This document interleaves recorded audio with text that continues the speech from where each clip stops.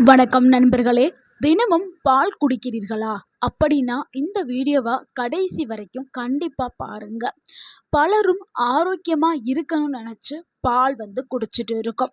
அதுவும் சின்ன குழந்தைகள்ல இருந்து பெரியவர்கள் வரையுமே அனைவருமே தினமும் பால் குடிக்கிறார்கள். பால் குடிக்கும் வழக்கம் எல்லார்கிட்டயுமே இருக்குது. ஆனா இந்த பால் கூட சிலர் சில பொருட்களை சேர்த்து குடிப்பார்கள். சிலர் பால் குடித்ததுக்கு பிறகு சில உணவுகளை சாப்பிடுவாங்க. ஸோ அப்படி சாப்பிடக்கூடிய சில உணவுகள் உடலுக்கு ஆபத்தை ஏற்படுத்துது. சிலருக்கு என்ன ஆகும்னா செரிமான கோளாறு ஏற்படுத்தும். சிலருக்கு வயிறு உப்பசம், வாந்தி, வயிற்றுப்போக்கு, சிலருக்கு அலர்ஜி, கடுமையான இந்த மாதிரியான பாதிப்புகள் ஏற்படலாம். ஸோ எந்த சேர்க்கையை பால் கூட எடுக்கக்கூடாது, பால் கூட எடுக்கக்கூடாத உணவுகள் என்ன, சேர்த்தும் எடுக்கக்கூடாது, சாப்பிட்ட பிறகும் சாப்பிடக்கூடாது, அது என்ன உணவுகள் அப்படிங்கிறத தான் நம்ம இந்த வீடியோவில் பார்க்க போகிறோம். ஏன் இதை தவிர்க்கணும், இதனால என்னென்ன பிரச்சனைகள் வரும், இதை எப்படி நம்ம பாதுகாப்பான முறையில் எடுத்துக்கிறது, எல்லாத்தையும் நம்ம பார்க்க போகிறோம். இந்த வீடியோ கண்டிப்பாக உங்களுடைய உடல் நலத்திற்கு மிகவும் முக்கியமான ஒரு வீடியோவை ஸ்கிப் பண்ணாமல் கடைசி வரைக்கும் பாருங்கள். அப்போ தான் இந்த ஒரு வீடியோ உங்களுக்கு பயனுள்ளதாக இருக்கும். சிலர் வீடுகளெல்லாம் பால் சில குழந்தைகளுக்கு பிடிக்காது. ஆனால் வீட்டில் இருக்கக்கூடிய பெற்றோர்கள் கட்டாயப்படுத்தி பால் ரொம்பவுமே ஆரோக்கியமானது அப்படின்னு சொல்லி குடிக்க சொல்லுவாங்க. ஏன் பாலை அப்படி குடிக்க சொல்கிறாங்க, பாலில் அப்படி என்ன தான் இருக்குது அப்படிங்கிறத பார்த்துடலாம். பாலில் calcium, protein, vitamin B12, riboflavin, phosphorus, potassium போன்ற சத்துக்கள் இருக்குதுங்க. அதனால தான் பால் ஒரு முக்கியமான உணவாக இருக்குது. அதனால தான் வீட்டில் இருக்கக்கூடிய பெற்றோர்கள் நம்ம எல்லாருக்குமே பாலை கொடுக்குறாங்க. ஸோ பால் குடிக்கிறதுனால எலும்புகளுடைய வளர்ச்சி, மற்ற எல்லா உடல் உறுப்புகள் எல்லாத்துக்குமே தேவையான சத்துக்கள் பாலில் இருக்குது. ஸோ அதனால தான் பாலை எடுக்கிறோம். ஆனால் இந்த பால் கூட சில உணவுகளை எடுக்கக்கூடாது. அதில் எடுக்கக்கூடாத உணவு என்னென்னா, அதில் முதலாவது பால் ப்ளஸ் மீன் தாங்க. என்னங்க பாலையும் மீனையும் யாருங்க சேர்த்து சாப்பிடுவா அப்படின்னு நீங்கள் நினைக்கலாம். ஸோ பால் சாப்பிட்ட பிறகு மீன் சாப்பிடக்கூடாது. அதே மாதிரி மீன் சாப்பிட்ட பிறகு பால் குடிக்கக்கூடாது. ஸோ இது ஏன் அப்படி நம்ம சொல்கிறோம்னா, இது பாலையும் மீனையும் எடுத்துக்கிட்டால் என்ன ஆகும், சிலருக்கு வெண்புள்ளிகள் வர்றதுக்கான ஆபத்து கூட இருக்குது. பாலும் மீனும் ரெண்டுமே புரதம் நிறைந்த உணவுகள் தாங்க. அது பால்லையும் புரோட்டீன் அதிகமாக இருக்குது, மீன்லேயும் புரோட்டீன் அதிகமாக இருக்குது. இதனால் என்ன ஆகும், செரிக்கிறதுல சிலருக்கு சிரமம் ஏற்படும், வயிறு நிறைந்த ஒரு உணர்வை கொடுக்கும், செரிமான பிரச்சனை, வயிற்று கோளாறு இதெல்லாமே ஏற்படலாம். அதனால தான் செரிமான தன்மை கம்மியாக இருக்கும்ல சிலருக்கு, அவங்க இந்த பாலையும் மீனையும் ஒருபோதும் சேர்த்தே எடுக்கக்கூடாது. ஸோ செரிமான பிரச்சனை இருக்கிறவங்க கண்டிப்பாக இந்த ரெண்டு உணவையும் தனித்தனியாக இடைவெளி விட்டு எடுக்கிறது தான் ரொம்ப ரொம்ப நல்லது. அதாவது இடைவெளினா 1 மணி நேரம் இடைவெளி விட்டு எடுக்கிறது நல்லது. நீங்கள் மீன் சாப்பிட்டதுக்கும் 1 மணி நேரம் இடைவெளி விட்டு பால் குடிங்க. பால் குடிச்சதுக்கு அப்புறம் 1 மணி நேரம் இடைவிட்டு மீன் சாப்பிடுங்க. அது எதாலும் கண்டிப்பாக இடைவெளி விட்டு இருக்காது. முக்கியமாக சின்ன குழந்தைகள், வயதானவர்களுக்கு இது கடுமையான பாதிப்பை ஏற்படுத்தலாம், செரிமான கோளாறுகளை ஏற்படுத்தலாம். அதனால அவங்களுக்கு நம்ம கவனிச்சு இடைவெளி விட்டு கொடுக்கிறது ரொம்ப ரொம்ப நல்லது. மக்கள் தெரியாம செய்யும் சில தவறுகள் தான் கடுமையான விளைவுக்கு காரணமா இருக்குது. இனிமே நீங்க பால் மீனையும் சேர்த்து யாருக்குமே கொடுக்காதீர்கள். முக்கியமா குழந்தைகளுக்கும் வயதானவர்களுக்கும் கொடுக்கவே கொடுக்காதீர்கள். அடுத்து இரண்டாவது பார்க்கக்கூடிய ஒரு தவறான காம்பினேஷன் என்னன்னா, பால் ப்ளஸ் சில வகையான பழங்கள் தாங்க. நம்ம எல்லாருமே என்ன பண்ணுவோம், வீட்டில் மில்க் ஷேக்கு, வெளியிலையும் நம்ம மில்க் ஷேக் குடிக்கிறதா ஒரு வழக்கமாக வச்சுருப்போம். ஸோ பால் கூட சில பழங்களை சேர்க்கலாம், சில பழங்களை சேர்க்கக்கூடாது. அது என்ன பழங்கள் அப்படின்னா சிட்ரஸ் பழங்கள். அது என்ன சிட்ரஸ் பழங்கள் அப்படின்னு நீங்கள் நினைக்கலாம். அதாவது விட்டமின் C அதிகமாக இருக்கக்கூடிய ஆசிட் நிறைந்த பழங்கள் தாங்க. ஆரஞ்சு பழம், எலுமிச்சை, அடுத்து இந்த நார்த்தங்காய் சொல்லுவோம்ல, நார்த்தங்காய், சாத்துக்கொடி, இது எல்லாமே என்னன்னா சிட்ரஸ் பழங்கள். இந்த பழங்கள் கூட இந்த பாலை எடுக்கவே கூடாது. ஸோ நம்மளே நிறைய கடைகளில் பார்த்துருப்போம், இதெல்லாம் பால் சேர்க்க மாட்டாங்க. இருந்தாலுமே நம்ம என்ன பண்ணிடுவோம், பாலை குடித்ததுக்கு அப்புறம் ஒரு ஆரஞ்சு பழத்தை உரித்து சாப்பிடுவோம்னு சாப்பிட்ருவோம். ஸோ அப்படி நம்ம பண்ணவே கூடாது. ஏன்னா எலுமிச்சை, இந்த ஆரஞ்சு எல்லாத்துலேயும் என்ன இருக்குது, இதில் அதிகமான ஆசிட் இருக்குது. அதாவது இதில் அதிகமான அமிலம் இருக்குது. பாலில் என்ன இருக்குதுன்னா கால்சியம், புரோட்டீனை உறையிறதுக்கு செஞ்சிடும். பாலில் புரோட்டீன்ஸ் இருக்குது.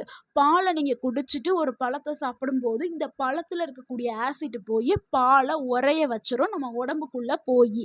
அதனால தான் பாலை குடித்த உடனே இந்த பழங்களை எடுக்கக்கூடாது, இந்த பழங்களை சாப்பிட்டோன்னே பாலை எடுக்கக்கூடாது. ஸோ இதனால் சிலருக்கு என்ன ஆகும், சிலருக்கு வயிறு கனத்த உணர்வு ஏற்படும், செரிமானத்தில் சிரமம் ஏற்படும், வயிறு உப்பசம் ஏற்படும், அமிலத்தன்மை உடலில் அதிகரிக்கிறதுக்கு வாய்ப்பு இருக்குது. அதனால் இந்த 2 சேர்க்கையை தவிர்க்கிறது ரொம்ப ரொம்ப நல்லது. ஆரோக்கியமானவர்களுக்கு எல்லாருக்கும் இது தீங்கு விளைவிக்காது. நான் ரொம்பவுமே ஹெல்த்தியான பாடி அப்படின்னா அவங்களுக்கு எந்த பிரச்சனையும் இல்லை. சிலருக்கெல்லாம் ஏதாவது ஒரு பிரச்சனை வந்தாவே பெருசாக வந்துடும். ஸோ அப்படி இருக்கிறவங்க இந்த சேர்க்கையை தவிர்க்கிறது ரொம்ப ரொம்ப நல்லது.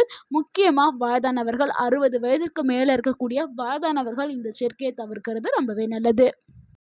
அப்படி பாலையும் இந்த ஆரஞ்சு பழத்தையும் நீங்கள் சாப்பிடணும் அப்படின்னு நினச்சிங்கன்னா இடைவெளி விட்டு நீங்கள் சாப்பிட்றது, ஒரு மணி நேரமோ இல்லை அரை மணி நேரமாவது இடைவெளி விட்டுட்டு நம்ம எடுத்துக்கிறது ரொம்ப ரொம்ப நல்லது. அடுத்து நம்ம 3வதா பார்க்கக்கூடிய ஒரு தவறான சேர்க்கை என்னன்னா பாலும் வாழைப்பழம் தாங்க. ஸோ பாலையும் இந்த வாழைப்பழத்தையும் நிறைய பேர் சாப்பிடுவாங்க. எப்படி சாப்பிடுவாங்கன்னா இது ஒரு மில்க் ஷேக்காக சாப்பிடுவாங்க. இது ரொம்பவுமே இப்போ பிரபலமாக இருக்குது. நிறைய பேர் என்ன பண்ணுறாங்கன்னா பனானா மில்க் ஷேக்கு குடிக்கிறத வழக்கமாக வச்சுருக்காங்க. அது ஒரு ஹேபிட்டாகவே வச்சுக்கிறாங்க. முக்கியமாக இந்த ஜிம் கல்ச்சர் வந்ததுக்கப்புறம் ஜிம்முக்கு நிறைய பேர் போவாங்கல்ல, அவங்க காலையில் milkshake, banana milkshake எடுப்பாங்க. ஸோ அவங்க ரொம்பவுமே ஹெல்த்தியான ஒரு பாடியில் இருக்கிறதுனால மேபி அவங்களுக்கு எந்த ஒரு பிரச்சனையுமே ஏற்படுத்தாமல் இருக்கலாம்.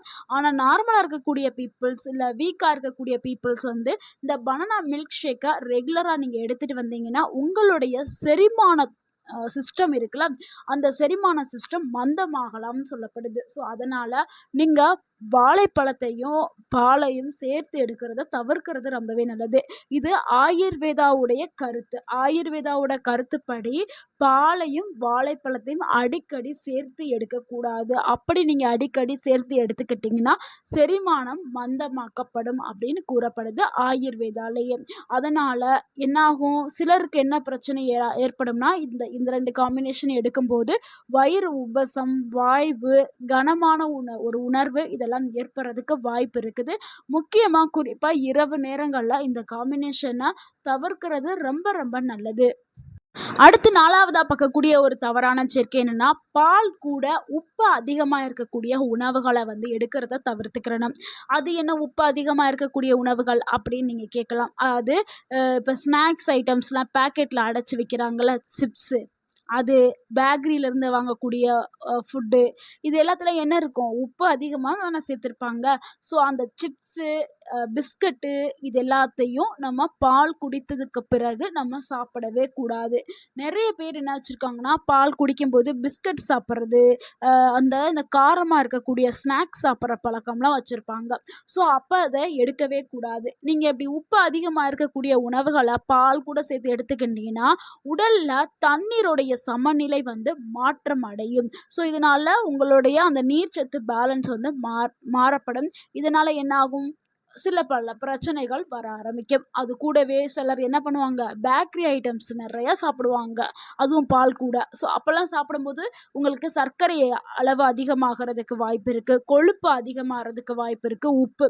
ஸோ இது எல்லாமே 3மே சர்க்கரை, கொழுப்பு, உப்பு எல்லாமே சேர்ந்துச்சுன்னா, பால் கூட சேர்ந்துச்சுன்னா தேவையற்ற கலோரி உடலுக்குள்ளே அதிகமாக போய் உடல் பருமன் ஏற்படுறதுக்கு வாய்ப்பு அதிகமாக இருக்குது. ஸோ அதனால் பால் கூட இந்த பேக்கரி ஐட்டம், உப்பு நிறைந்த ஸ்நாக்ஸ் இதெல்லாம் சாப்பிட்றத தவிர்க்கிறது ரொம்ப ரொம்ப நல்லது. அடுத்து பலரும் செய்யக்கூடிய ஒரு தவறு என்னன்னா, நிறைய பேர் காரமான உணவுகள் சாப்பிடுவாங்க. முக்கியமாக பிரியாணி, சிக்கன் கிரேவி இதெல்லாம் ரொம்பவுமே காரமாக இருக்கும். இது சாப்பிட்ட உடனே குளிர்ந்த பால் குடிக்கிறத பலரும் வழக்கமாக வச்சுருப்பாங்க. ஒரு பழக்கமாகவே இது இருக்கும் அவங்களுடைய ஃபுட் ஹேபிட்டில்.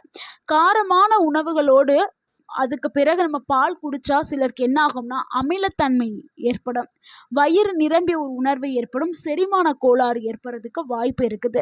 ஸோ அதனால் இந்த காரமான உணவுகளுக்கு அப்புறம் பால் குடிக்கிறத தவிர்க்கிறது ரொம்பவே நல்லது. முக்கியமாக லாக்டோஸ் இன்டாலரன்ஸ் இருக்கிறவங்க இதை தவிர்க்கிறது ரொம்ப ரொம்ப நல்லது. அவங்க எடுத்துக்கிட்டால் இது கடுமையான பிரச்சனைகளை அவங்களுக்கு ஏற்படுத்தும்.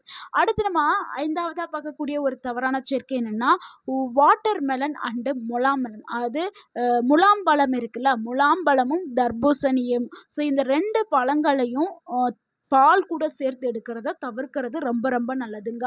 ஏன்னா எல்லாருமே வந்து என்ன பண்ணுறாங்கன்னா, இந்த வாட்டர்மெலன் தர்பூசணி கூடயும் முலாம்பழத்து கூடயும் பாலை வந்து சேர்க்குறாங்க. அது வந்து தவறான ஒரு சேர்க்கை. ஏன்னா இந்த மெலன்ஸ் 2மே வந்து, அது வாட்டர்மெலன், முலாம்பழம் இந்த 2மே வந்து டைஜஷன் ஆகிறதுக்கு ரொம்பவுமே வந்து ஃபாஸ்ட்டாக ஆகும்.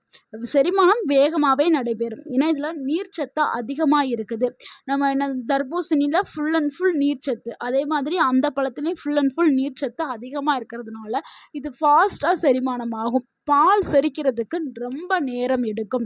ஸோ அது செரிமானம் ஆகிறது ஸ்லோவாக தான் ஆகும். ஸோ இது 2யும் நம்ம ஒரே நேரத்தில் மிக்ஸ் பண்ணி எடுக்கும்போது நம்மளுடைய செரிமான சிஸ்டம் கன்ஃபியூஸ் ஆகி பல பிரச்சனைகளை வந்து ஏற்படுத்தும். ஸோ ஆப்போசிட்டாக இருக்குது இந்த 2 உணவும். ஸோ ஃபாஸ்ட் அண்ட் ஸ்லோ 2ம் சேர்ந்து சில கடுமையான பாதிப்புகளை ஏற்படுத்துறதுக்கு வாய்ப்பு இருக்குது.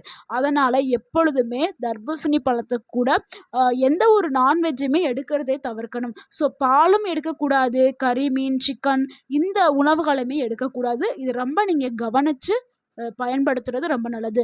தர்பூசணி பழத்து கூடயும் எடுக்கக்கூடாது. நீங்கள் நான்வெஜ் சாப்பிட்டதுக்கு பிறகும் குளிர்ச்சியாக இருக்கும் அப்படின்னு சொல்லி தர்பூசணி பழத்தை சாப்பிட்றதையும் நீங்கள் தவிர்க்கிறது நல்லது. ஸோ அது கூடயும் சேர்க்கக்கூடாது, தனியாகவும் சாப்பிடக்கூடாது. நீங்கள் சாப்பிட்றதுக்கான சிறந்த முறை என்னென்னா, 1 மணி நேரம் நீங்கள் இடைவெளி விட்டு தான் நீங்கள் தர்பூசணி பழமாக இருந்தாலும் சரி, அந்த முலாம்பழமாக இருந்தாலும் சரி, 2யுமே நம்ம 1 மணி நேரம் இடைவெளி விட்டு தான் நம்ம எடுத்துக்கிறணும். அப்போ தான் நம்ம உடலுக்கு எந்த ஒரு ப்ராப்ளமும் வராது. ஸோ இப்படி தான் நம்ம சாப்பிடணும். அடுத்து பால் குடிக்கிறதுக்கான சரியான நேரத்தை பார்த்துடலாம். பலரும் என்ன பண்ணுறாங்கன்னா, பாலை வந்து காலையில் சிலர் குடிப்பாங்க, சிலர் வந்து மாலை நேரத்தில் குடிப்பார்கள். ஆனால் நம்ம காலையிலேயே நம்ம குடித்தாலும் நல்லதான், மாலை நேரத்தில் எடுத்துக்கிட்டாலும் நல்லதான். சிலருக்கு வந்து தூக்கமின்மை பிரச்சனை இருக்கும். அவங்கெல்லாம் தூங்க போகிறதுக்கு 1 மணி நேரத்துக்கு முன்னாடி பாலை வந்து குடித்தா நல்ல ஒரு தூக்கம் வரும். ஸோ பாலை ஒரு சத்துள்ள பானமாக மாற்றணும்னா நீங்கள் பால் கூட சில உணவுகளை சேர்க்கிறது ரொம்பவே நல்லது. பால் கூட மஞ்சள், ஏலக்காய், பாதாம், பிஸ்தா, ஓட்ஸு, பேரிச்சம்பழம் இது எல்லாமே நம்ம சேர்த்து நம்ம எடுத்துக்கலாம். ஸோ நீங்கள் டெய்லி எடுக்கிறீங்க பால் அப்படின்னா, சிறிதளவு மஞ்சளும் ஏலக்காயும் நீங்கள் சேர்த்துக்கிட்டு நீங்கள் பாலை குடிச்சிங்கன்னா உங்களுக்கு ஒரு நல்ல தூக்கம் வந்து வர செய்யும். ஸோ வயதானவர்களுக்கெல்லாம் தூக்கமின்மை பிரச்சனை இருக்கும். அவங்க எல்லாருமே இதை நீங்கள் ட்ரை பண்ணலாம். ஸோ பாலை குடிக்கிறதுக்கான சிறந்த முறை இதுதான்.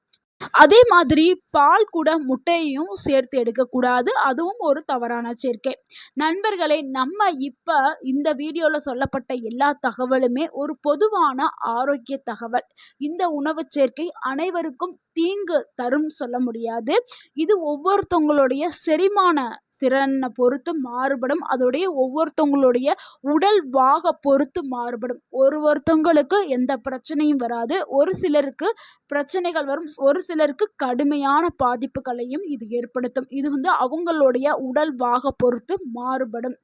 ஏற்கனவே பால் அலர்ஜி இருக்கிறவங்க, லாக்டோஸ் இன்டாலரன்ஸ், குடல் நோய், செரிமான பிரச்சனைகள் இருக்கிறவங்களுக்கு இது வந்து ரொம்பவுமே பிரச்சனைகளை வந்து ஏற்படுத்தும். ஸோ அதனால் இந்த வீடியோவில் சொல்லப்பட்ட உணவுகளை தவிர்க்கிறது ரொம்ப ரொம்ப நல்லது. அதாவது இந்த உணவு சேர்க்கையை தவிர்க்கிறது நல்லது.